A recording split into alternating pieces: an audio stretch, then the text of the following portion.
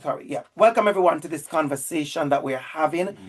Looking at chapter one of this absolutely amazing textbook that has impacted me in so many ways, impacted my work, impacted who I am, has centered my conversation in so many ways, and I owe a lot to this book. We want to do more than survive.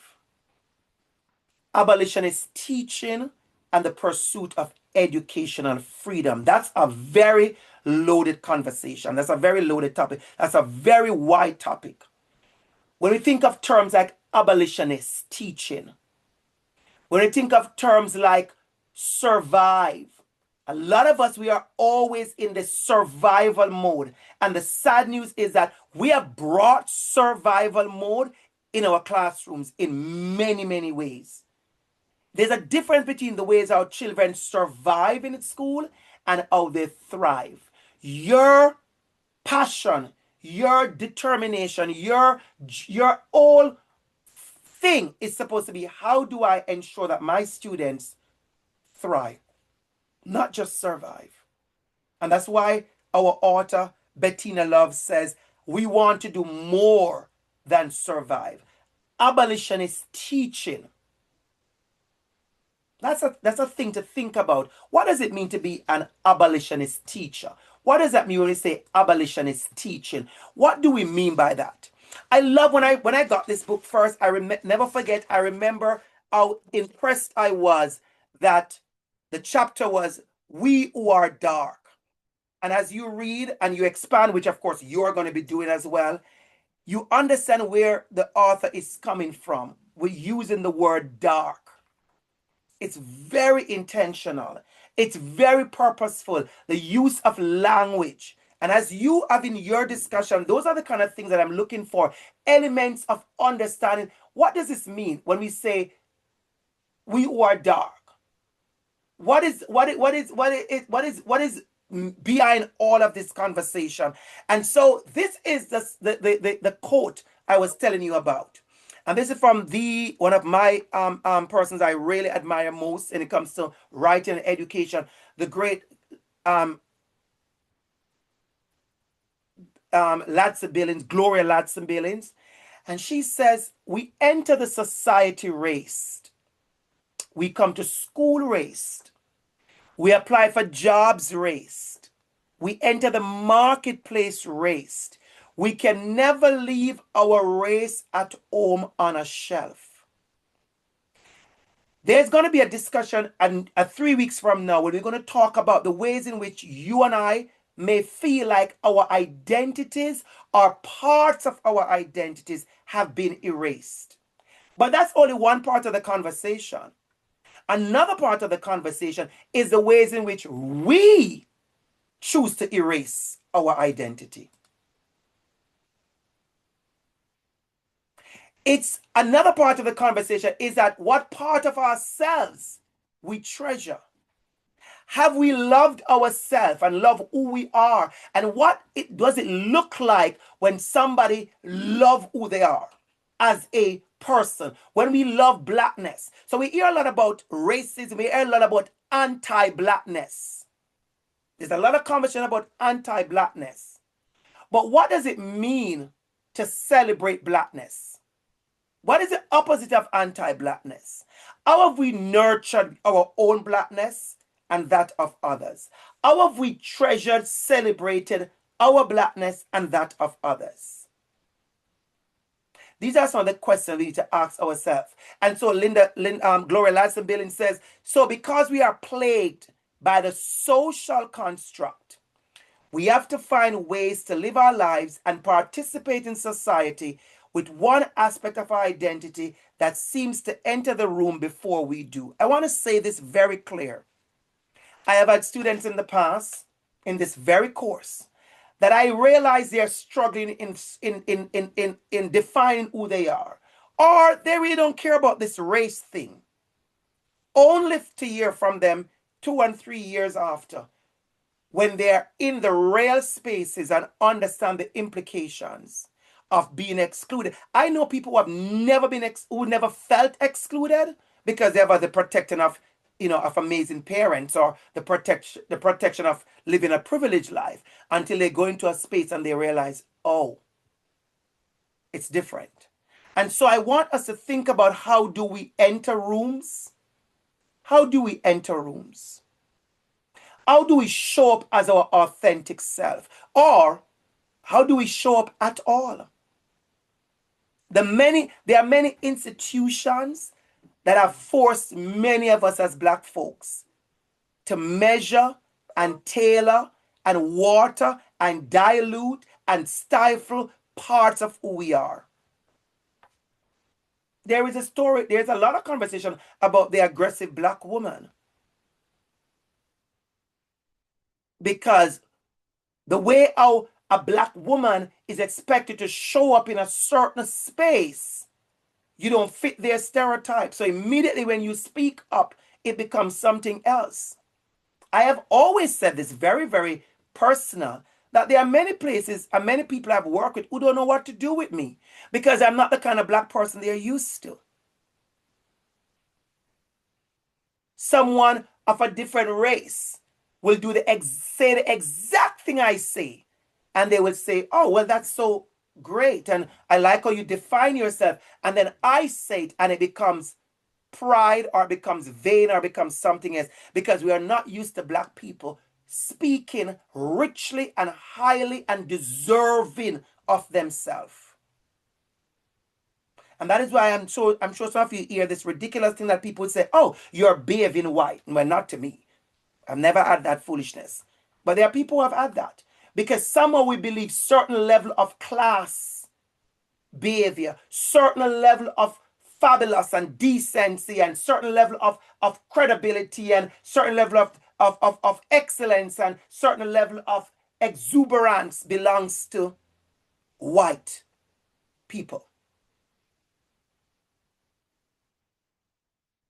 Ask yourself, how are you showing up for yourself?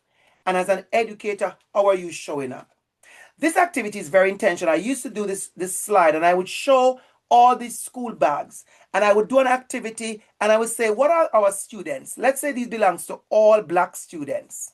We're going to have an activity later on. What are they bringing to school with them? What is in their bags, metaphorically speaking? And a lot of people get into they're bringing no lunch money. They're bringing, I didn't have a breakfast. They may come from abuse, broken homes. I mean, all of those things happen to children from different race and class as well. However, we also have to be honest that there are certain social issues that happen in our community quite a bit, because of the different dynamics of the community. If it's a heavily immigrant community, then people are trying to figure out their place in a society. So there's never a certain kind of growth. When I learned that, I taught at a school in Toronto, and I will never forget the principal. I love learning. And I was kind of curious about certain things at the school. And the principal said to me, you have to know, Mr. Campbell, that our community is transient. The people, when they come off the plane, they come to our school. This is where they get access to easily, downtown Toronto. When they settle and their families get jobs, and their dad found a great job, and their mom, whatever, they always move. So this community, we cater for the new immigrant. I want you to listen to me carefully. I will never forget, he said, this community, we are aware that most of our children are new to Canada. Now, as an educator, I want you to understand that this is not the same kind of school that the school that you taught at, where all the children come from 3 and 4 car garage, and they all were born here, and all their parents have jobs in the government and whatever. That's a different kind of school. And so when we say to you as an educator, understanding the community, some of you don't understand how valuable that is. Who are these students? Where are they coming from? What is their story? What is their identity? Where have they been? Where are they going? Who are their parents? All of these things are important for this kind of conversation. And so I love, love, love this quote. I absolutely it's just amazing. Love this quote when she said the book is about mattering, surviving, resisting, thriving, healing, imagining, freedom, love, and joy. All elements of abolitionist work. That is an entire essay I could have given us. Because sometimes when we hear the word abolitionist, we think, oh, we're going to fight and survive and resist. And what we do often, and I can tell you because I live in this world where people say, Dr. Campbell, I would love for you to talk about this or talk about that. Because all of a sudden we realize that in all our work, we have forgotten imagination, creativity, healing, joy, and love. I'm going to share something very personal, Monique. My growth as a Black man, I think the beautiful parts of me that people appreciate and respect and admire is the ways in which I am aware of my history of survival, the ways in which I have resisted, but more than anything else, the ways in which I am intentional about healing, love, joy, imagination, and freedom.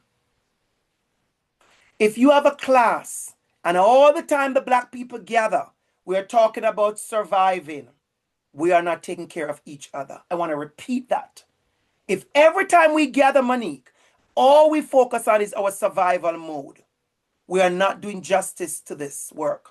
If every time we gather, all we do is discuss resistance and survival, if there's no thriving conversation, if there are no love and joy conversation, if there are no imagining conversation, we are not doing right. We are not winning. If there are none of those conversations, we are not winning. I want us to understand the ways in which we need to win. And it cannot be only that. And so, another conversation here is we who are dark are complex. Somebody share this in their group conversation. We are more than our skin.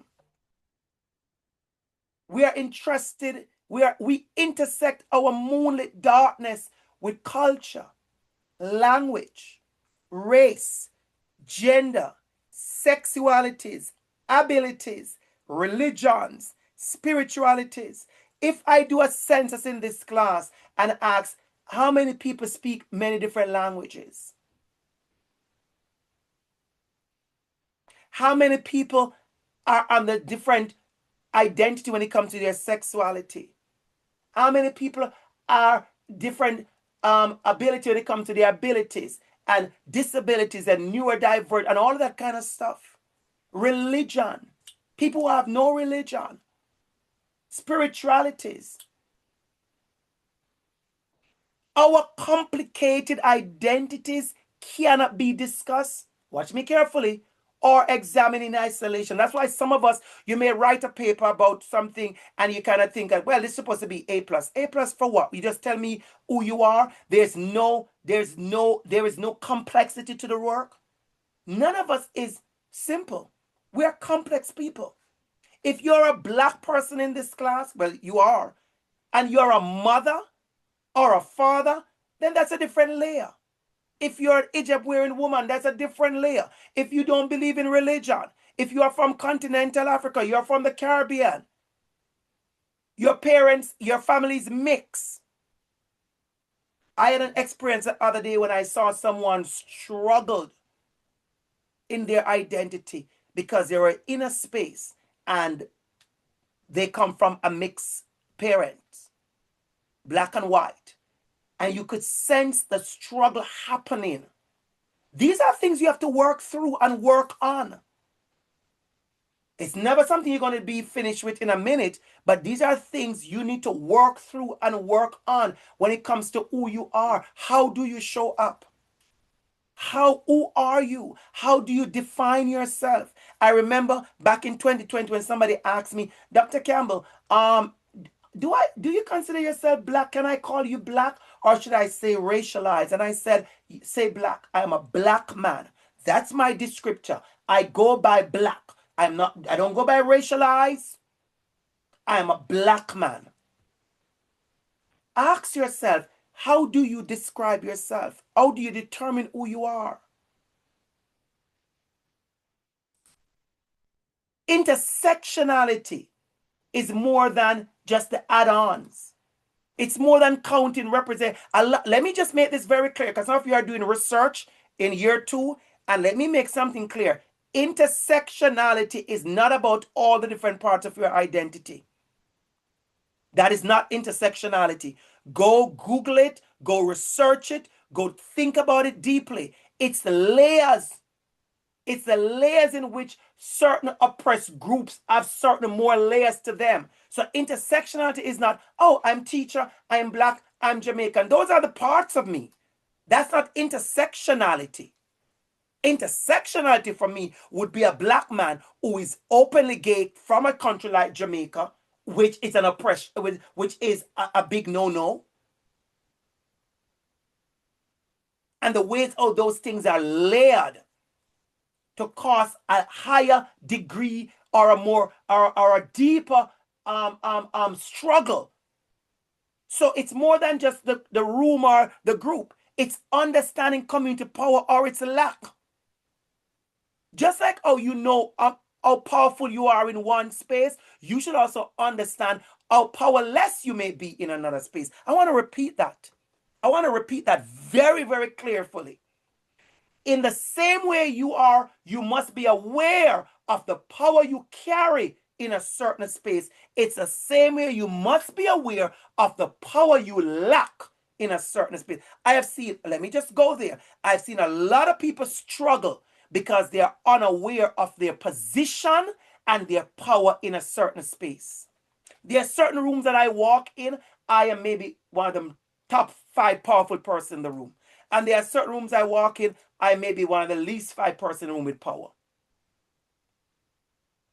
When you understand that, Isaiah, when you understand that, Kedar, when you understand that Kiana, you are so much more powerful than you know, because you understand how you are going to negotiate spaces.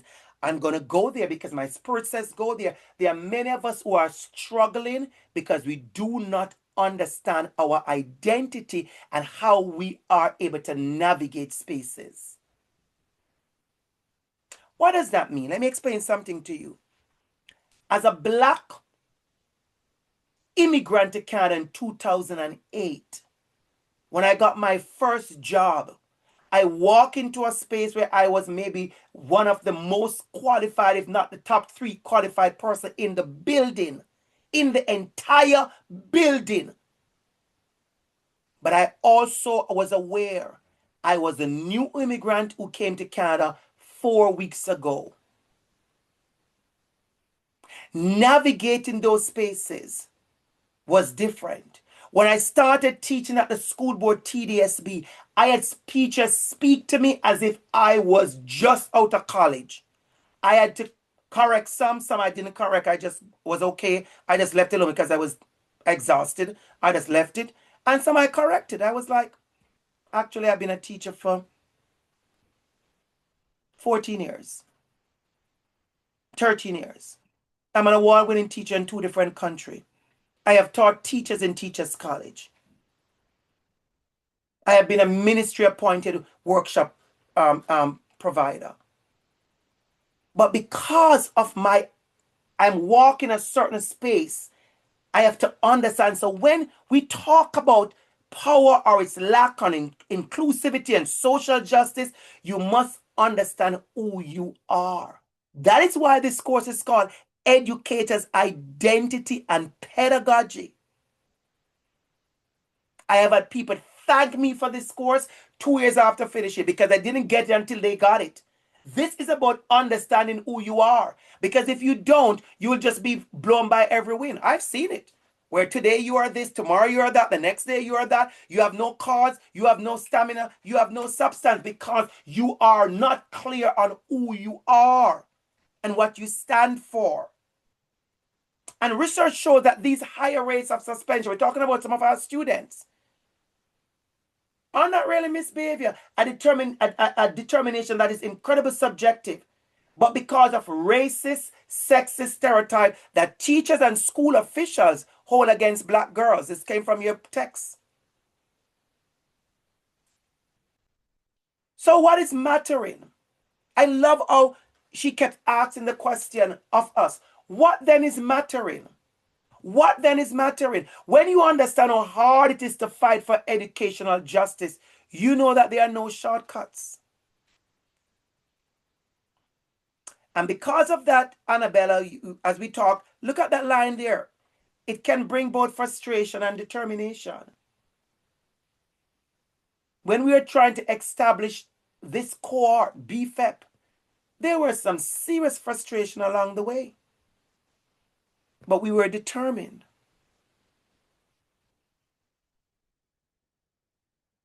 Educational justice is going to take people power, driven by the spirit and ideas of folks who have done the work of anti-racism before abolitionists.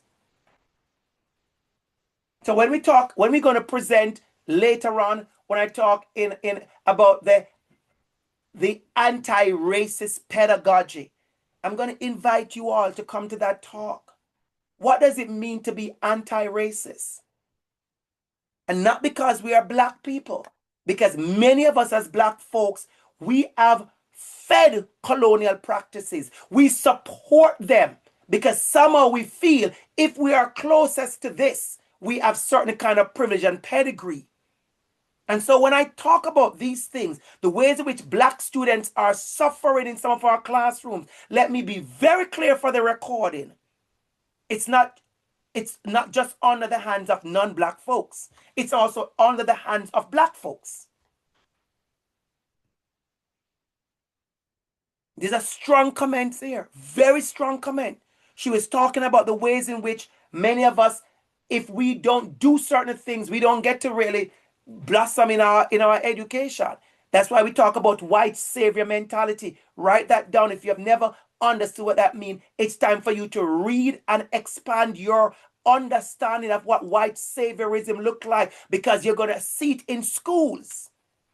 You're going to see it happening. It's not kindness. We're not talking about kindness.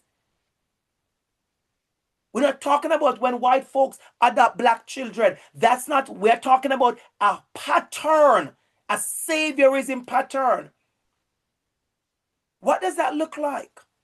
Ask yourself, what does that look like? And so I love this quote from Toni Morrison. I just think it's one of the most beautiful, powerful quotes from the great Toni Morrison. And Toni says the very function of racism is a distraction. It keeps you from doing your work.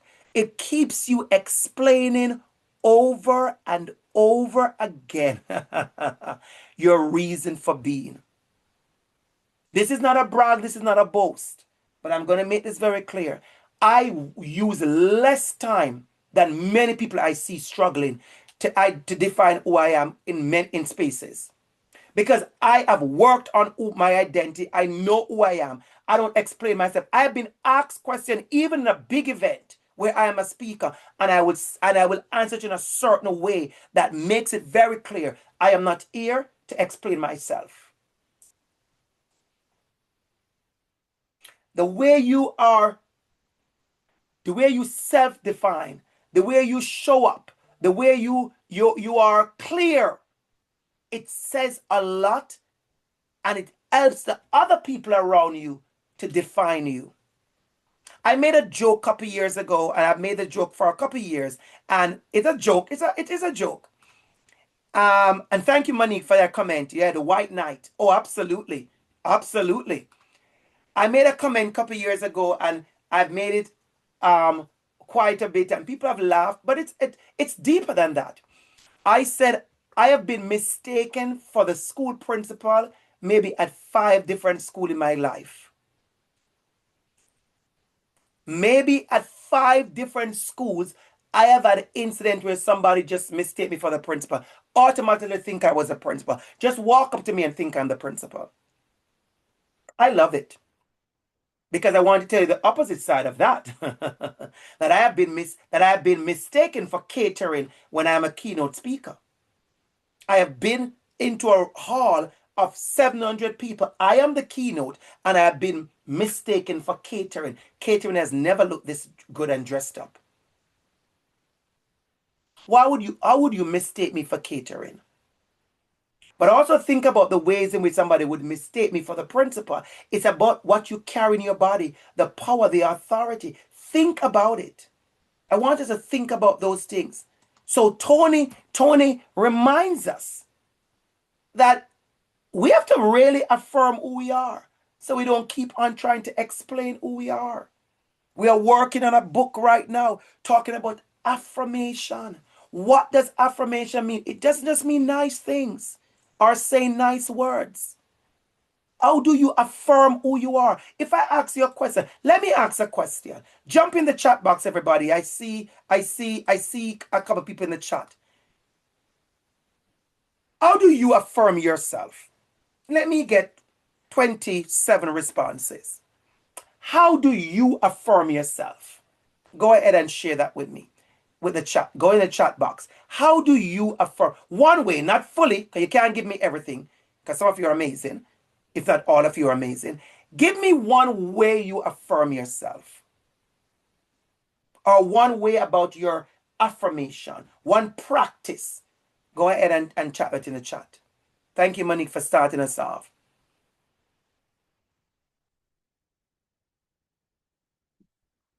I'm waiting for the responses. How do you affirm yourself? What does affirmation look like for you?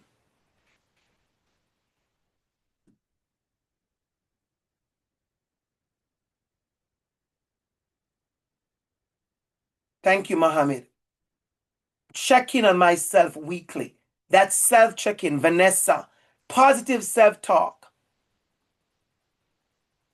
Telling myself that I shouldn't be too hard on myself. Yusuf. Chloe, helping one person and not needing a thanks from them, but thanking myself, my body, my mind. Oh, this is very personal for me, Chloe. Honestly, this is so me.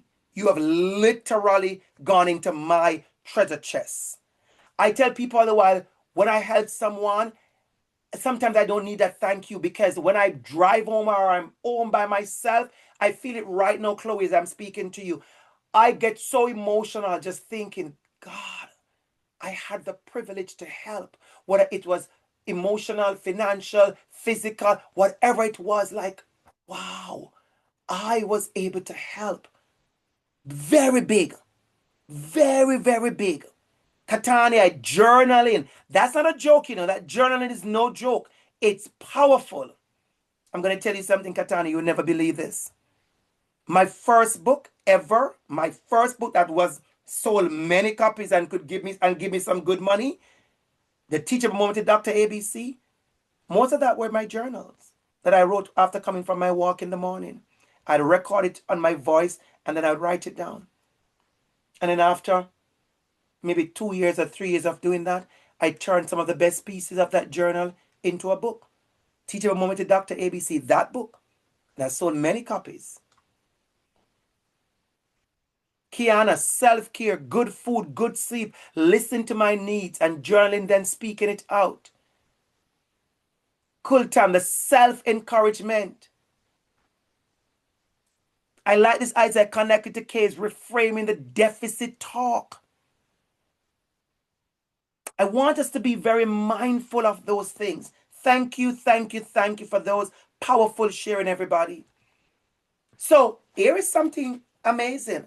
This quote is an old quote. When I said old, look at the year on it. And I still love to use it. I still use it. I use it in 2025. And I always say, oh, no, I can get fresher one, but this one is just how I love it. Our schools and classrooms must be places where students live experiences that are valued and celebrated, where they see themselves in the curriculum, where they are authentically engaged, and where barriers to their success are identified and removed. Our governance and human resource practices will support welcoming, safe, and inclusive learning environment. Ask yourself, this is the kind of classroom you're supposed to want to develop. This is a dream classroom. This is the dream classroom. I highlighted some of those things. Valued and celebrated. Barriers are removed. A lot of people like to see the barriers identified, but then there's no removing of it. There's no work on it.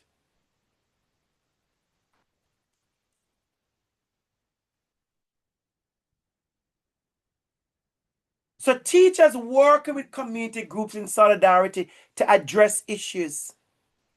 You know, when I meet teachers like myself who are on boards in the community, I always admire that. If you can be on a board that supports an organization that supports your students, lend your time to it.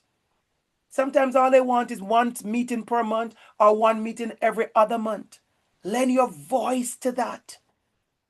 I have never been on a paid board in my life. It's gonna happen, but I've never been on one. I have never applied to be on one before.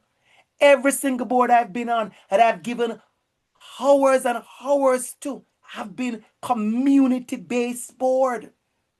I want to pause for that for a minute because some of you don't understand the ways in which you can help and nurture blackness to thrive.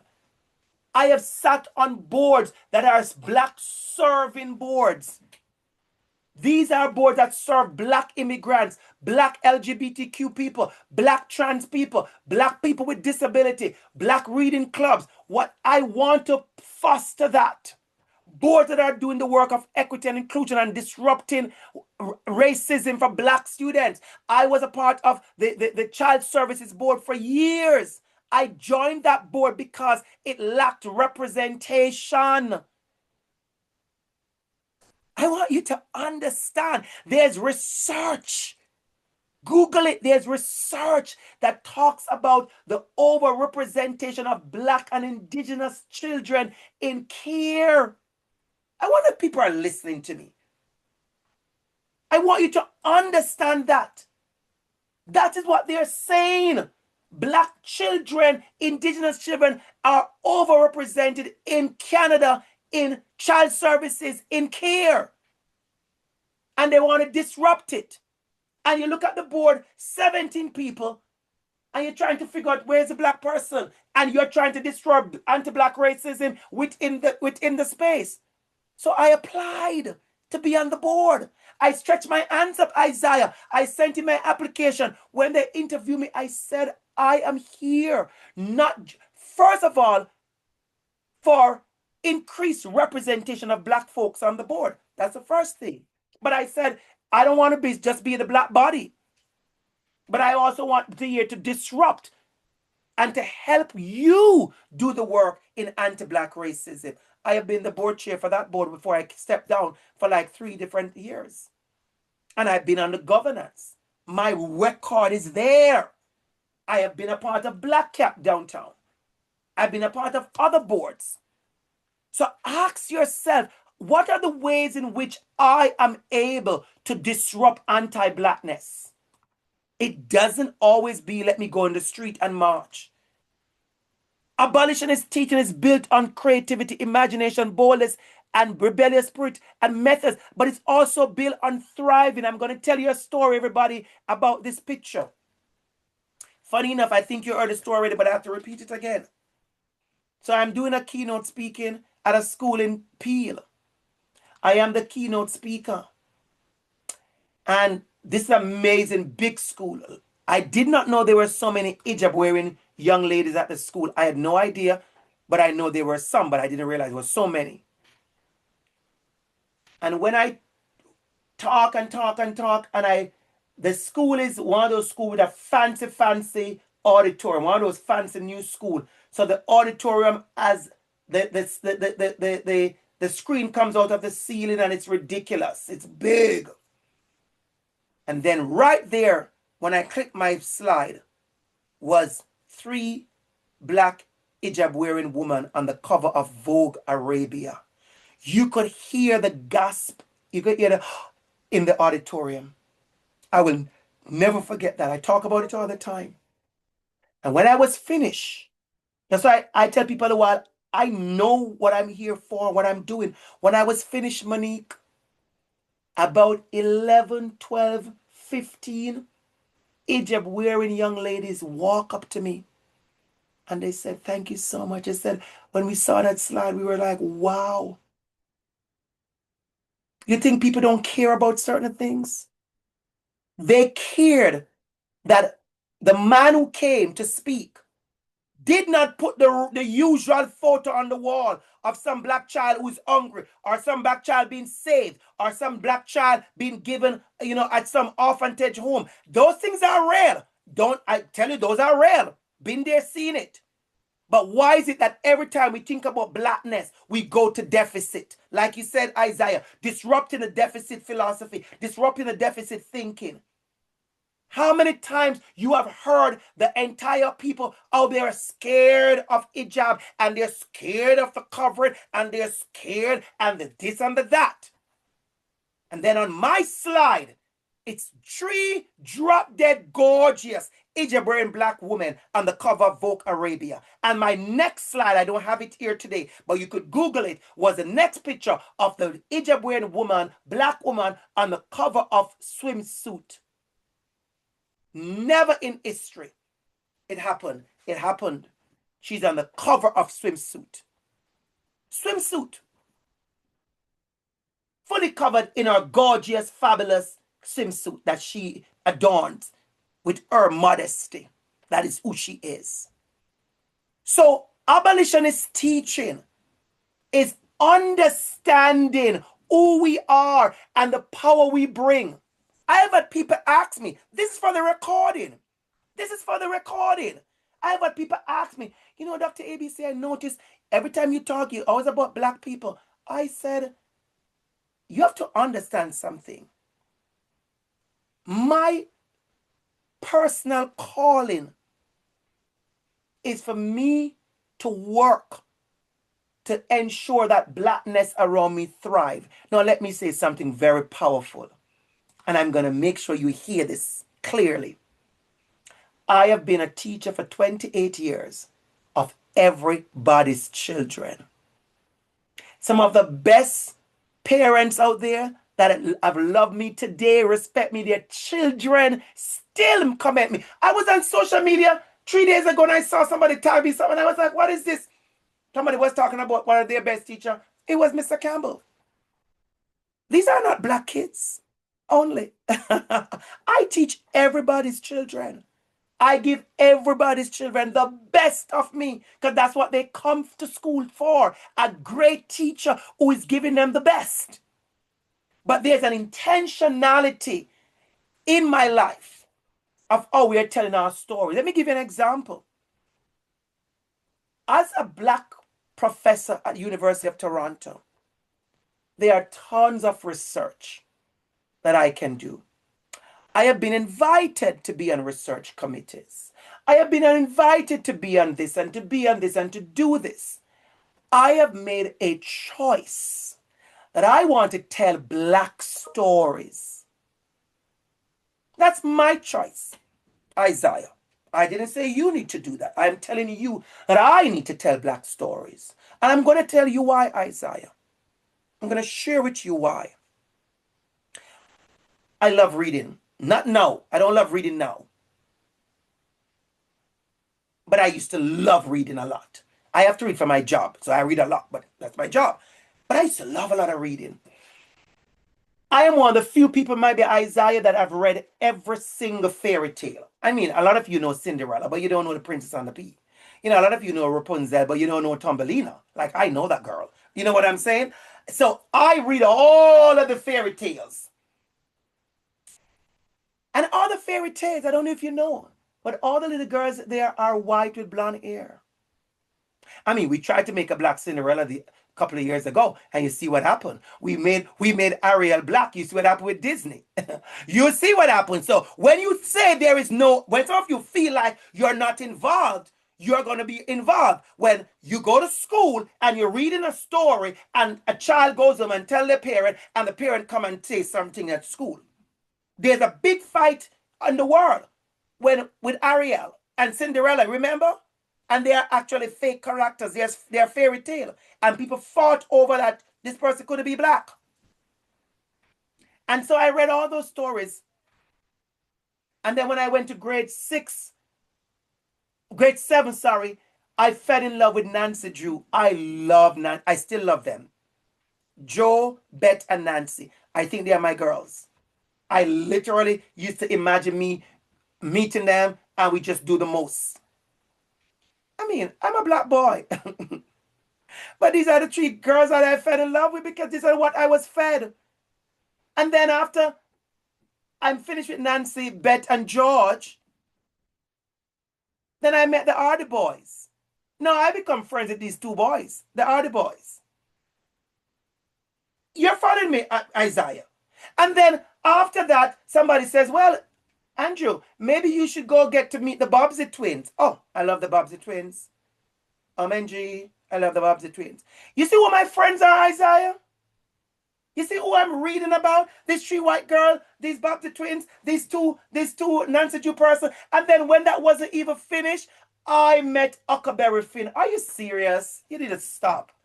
Like Huckleberry Finn, the adventures, and I am an adventurer. But the only person who was doing adventure was Huckleberry Finn, so he became my friend. And then they said to me, if you think Huckleberry Finn was out of order, because he's a little bit give himself trouble, and I like a little trouble, you never meet Tom Sawyer. Excuse me? Excuse me? When I met Tom Sawyer, Monique, I was like, here we go. So notice my friends, Cinderella, Rapunzel, Thumbelina, Goldilocks, the three Nancy Drew and her friend, the Hardy Boys, the Bobbsey twin, Tom Sawyer, Huckleberry Finn. Anybody notice what just happened? Everybody white except me. And I didn't see my experience. Nobody in that book was eating mango. That's my favorite fruit in the world. If you want to buy me a gift, buy me 2 nice East Indian mango. You know what I'm saying? Put in a good nice paper bag. Just put in plastic. I don't like eating the plastic. Nobody was eating mango. Nobody was going to the river. I love fresh water. Nobody was going to the river in those books. Well, I think Tom Sawyer was on the river with the black man Jim. Oh, that's a bad part. That part is ridiculous. Oh, that part is really ridiculous. You see racism in a way that you'd be like, are you serious? Did they put this in a book? And then a librarian, get ready for me now, Monique. A librarian saw me in my school, and she called me over. And she said, what's your name? I said, Andrew. She said, which grade are you in? I said, 7 RD. I was going to Kingston College, Jamaica's, one of Jamaica's most prestigious all-boys school. I'm in grade 7. She says, you like reading? I see you in the library almost every day. I said, yes, you read so fast. And she said, but I noticed the books you pick. And then she brought me to the other side of the library. And she said, you should read these books.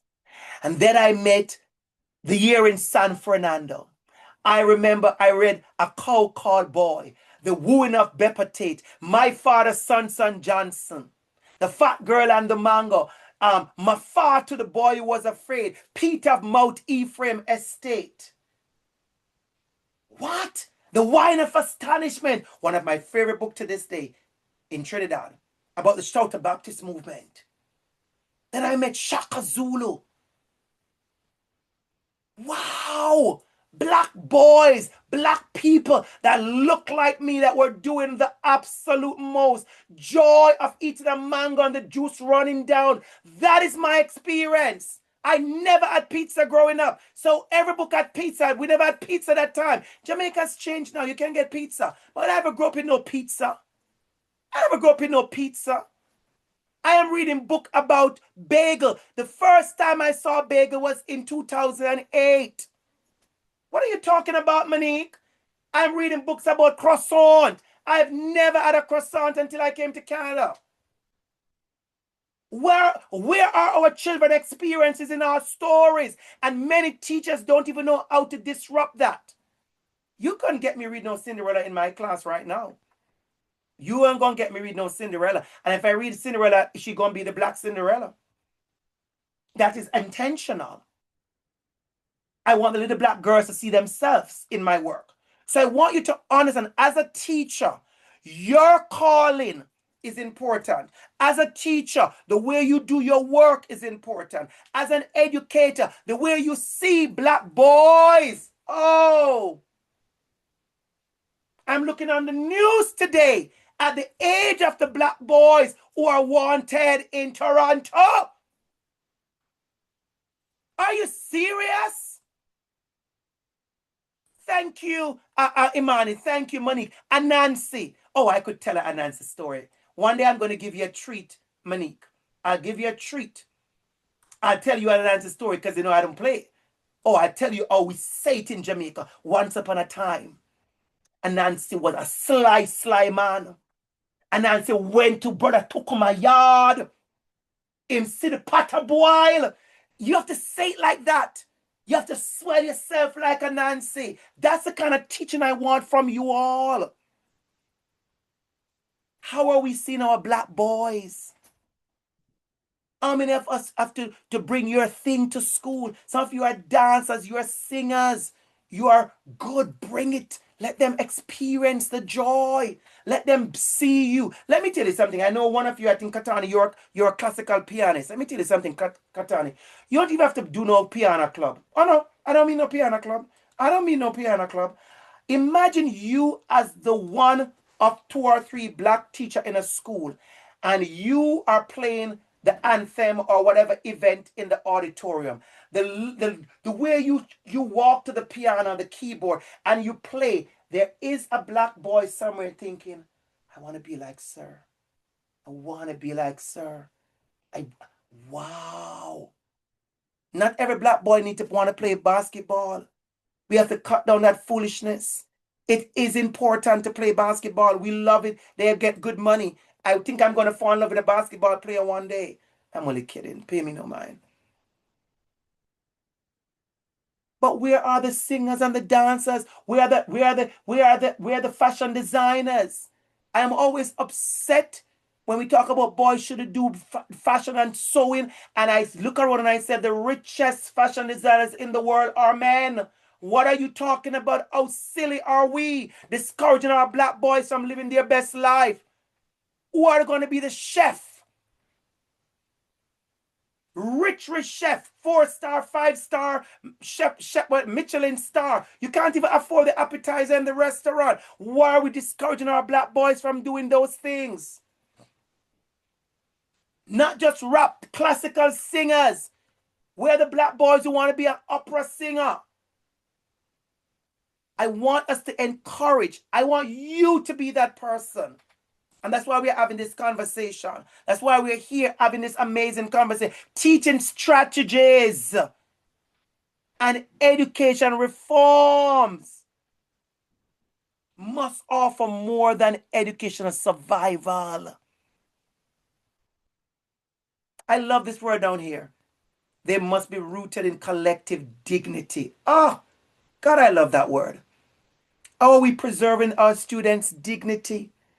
Are we making the children know they are beautiful and they are loved and they belong here and they're a star and you can't wait for them to graduate so they could be the dentist? When the children tell me, Imani, when the children said to me, I want to be a dentist, I said, oh, you better hurry up because Mr. Campbell's teeth is going to be maybe not going to be so pretty 5 years from now and he's going to need a dentist. And who is going to be my dentist? It's going to be you. That's how I talk to my children. When they said to me, I want to be a ballerina, I Google quick what her name is, Misty in New York, the ballerina, prima ballerina, black girl. I Google it quick. Oh, I feel that in my body just now. Oh, I feel that in my body. I Google her and I said, yes, you can be just like Misty. Your job is to give them that hope. They tell me they want to be a doctor. I showed them the picture of my best friend, Damian Crawford, Dr. Crawford. I said, that's my best friend, We grew up together in Waterford. He's a doctor, a chief of a big hospital in America. And I showed him other black doctors I know. Give them all the space to dream. I love that. That's going to be a quote, an original quote. Give them all the dreaming space. You must provide the dreaming space. I like that. I want us to provide the dreaming space for our children. The work is mattering. It's beautiful. Let them remember that in your class they made cupcakes and they get to decorate their own cupcakes. Oh, Chloe, I can show off. I've done it, Chloe. My kids bake cupcake in school, in elementary school, right in TDSB. And everybody get to decorate their own cupcake. And they had to wear aprons to decorate the one cupcake. It was a situation. I was living my best cake baking director life. But my students were living their best cake decorating life. Then they get to eat their cupcake afterwards. This is what teaching looks like, Chloe. This is what the teaching looks like. And you don't even have to bake the cupcake. You just buy the cupcake and you have a decorating day. Let them decorate the cupcake. Bring the decorating sugar. And don't ask me, Chloe, who is going to pay for it. The board is not going to buy it. You buy it. We have always done it. Take turtles out of your money and buy 3 color. And everybody get one little bit to put in their little nozzle and decorate their cupcake. That's how you make school alive. Let me just say this because I have to go there. Stand in front of 25 people's children, talking, telling them this, telling them that, and pointing to something on your internet. That's not teaching. Oh, we're talking about pedagogy. That's not teaching. I have been in practicum for years, and I've seen the best and I've seen the ridiculous. I have seen the best and I've seen the ridiculous. I want you to push your pedagogy.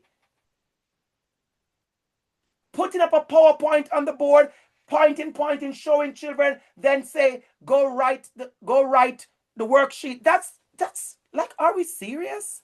Where's the activity? Where's the excitement? Where is the anticipation? Some of you read stories. I'm talking about pedagogy. And your voice has not changed through the story. Are you serious?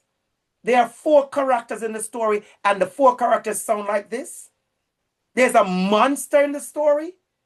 When is the monster going to swell and make everybody in the class scared? That's teaching. They go home, Chloe, and they say, Mom, class was so good today. Mr. Campbell was a monster.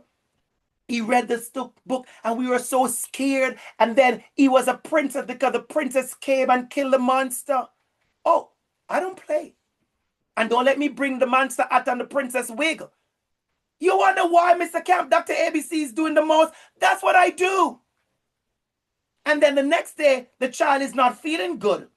And the parent have to call the school to say, can you tell my child to stay home because she insists she's coming to school because Mr. Campbell is going to finish the monster story and she don't want to miss the monster story. Oh, let me boast. You better let me boast in my pedagogy because that's Mr. Campbell. Children sick and want to come to school. They have to call the school to say, you can't be in school because you're sick. Mr. Campbell, tell her to stay home. And I said, you have to stay home because whatever. But when you come to school, we have a great activity and we're going to talk about the monster. Now I have to go deliver now, extra next day when she comes back because she's depending on the monster. But that's teaching. That's the joy we're bringing in the classroom, everybody. That's what I want from all of us. So in wrapping up this section, I'm going to leave you, with this last quote. When schools are filled with white-faced positions of authority and dark-faced in schools help staff, that is anti-darkness. I overheard a conversation about how many black teachers were at a school, and I overheard somebody saying all the black staff were the ECEs. That's nothing new. We have seen it. I want us to truly think what it looks like when you enter a room and you're able to lift up blackness, disrupt anti-blackness, move your students from survival to thriving mode, and allow yourself, note what I just said, yourself and those students to live their best life. And I'm not talking about the black students only. My students got to respect and appreciate blackness because their teacher was black. But their teacher talked about blackness and indigeneity and everybody in a certain level of respect and glory and beauty, that they realized Africa was a beautiful place because I showed them beautiful pictures. They realized Jamaica was a beautiful place because I showed them beautiful picture. They realized not all black people, the stereotype of being aggressive, because they had a teacher like me. They didn't all want to be basketball players because I say to them, that's a great thing to be, but here are other things you can be. Here is a lawyer, here is a judge, here is a dancer, here is a pilot. How are we allowing our children to dream? How are we helping our students to dream through our identity, our pedagogy, and our practice?